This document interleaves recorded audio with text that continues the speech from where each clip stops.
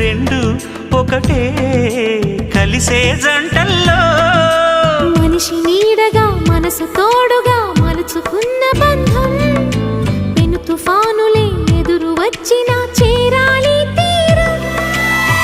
వారే వా ప్రేమ పౌరం వాలేదే ప్రణయ గోపురం. స్వప్న వేణువేదో సంగీతమాలపించి సుప్రభాత వేళ శుభమస్తు గాలి వీచే జోడైన రెండు గుండెల ఏకతాళమో